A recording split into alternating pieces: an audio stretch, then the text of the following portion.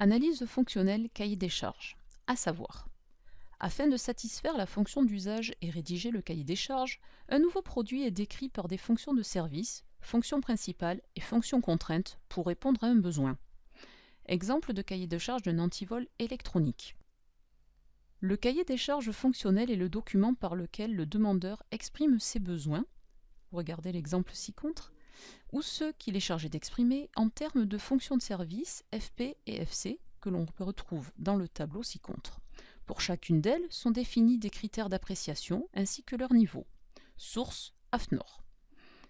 Les fonctions à déterminer sont donc inscrites dans le tableau des fonctions de service et caractéristiques du cahier des charges. À noter, le cahier des charges fonctionnel doit être rédigé indépendamment des solutions envisageables. Pour rédiger le cahier des charges, nous recherchons les interactions avec les éléments de son environnement pendant son utilisation. Exemple de l'analyse fonctionnelle d'un vélo en utilisation. On pose la question avec quoi est en contact et interagit le produit au cours de son utilisation. Un VTT peut avoir un ensemble d'interacteurs, comme le cycliste, tout type de sol, obstacles, milieu ambiant, accessoires, réglementation. On utilise un outil graphique, Pieuvre, pour aider à rechercher et à rédiger ces fonctions. Puis, nous obtenons les fonctions principales, FP, et les fonctions contraintes, FC, attendues du produit. C'est grâce à l'analyse fonctionnelle que l'on détermine les fonctions de service d'un futur produit à partir de l'analyse des relations qu'il doit entretenir avec son environnement. À savoir faire. La méthode de l'analyse fonctionnelle avec l'outil Pieuvre se décompose en 4 étapes. Étape 1. On isole le produit en utilisation. Prenons le cas du VTT.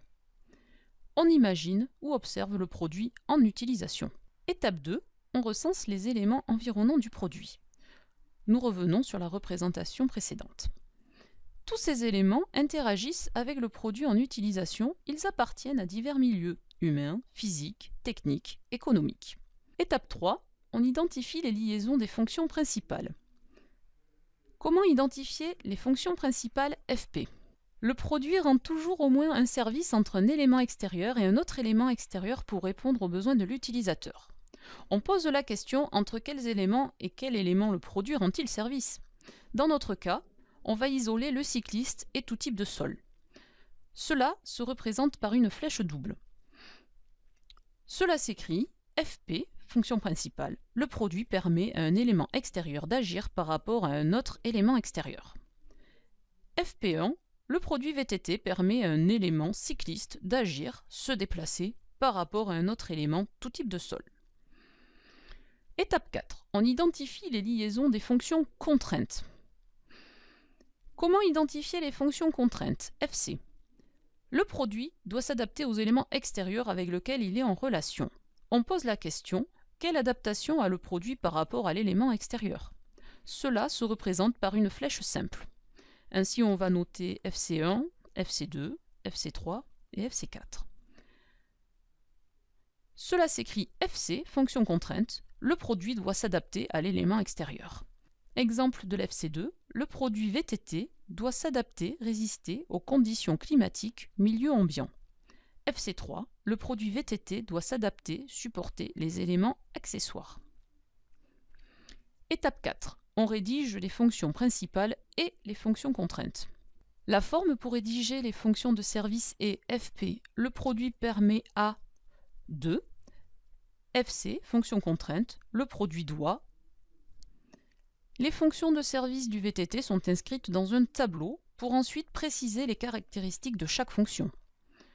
Les fonctions de service FP1, FC1, FC2 seront ainsi listées dans la première colonne. Synthèse.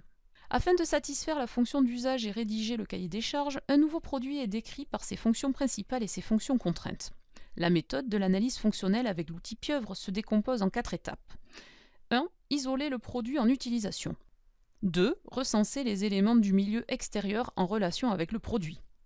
3. Identifier les exigences du produit vis-à-vis des éléments extérieurs en plaçant d'abord là où les fonctions principales FP flèche double, puis les fonctions contraintes FC flèche simple. 4. Lister et énoncer les différentes fonctions en les rédigeant avec un verbe, puis les inscrire dans un tableau. Dans l'exemple d'un portail automatique, on pourra isoler la fonction principale. Le portail permet aux propriétaires de la maison d'autoriser ou non le passage des voitures et des piétons. Et un exemple de fonction contrainte 3, le portail doit s'adapter à l'énergie disponible. À retenir, pour rédiger le cahier des charges, on recherche à partir des éléments environnants le produit en utilisation, les FP, fonction principale, et les FC, fonction contrainte attendue du produit pour remplir la fonction d'usage. On peut s'aider de l'outil Pieuvre. L'objet final créé devra être conforme aux différentes fonctions de service du cahier des charges.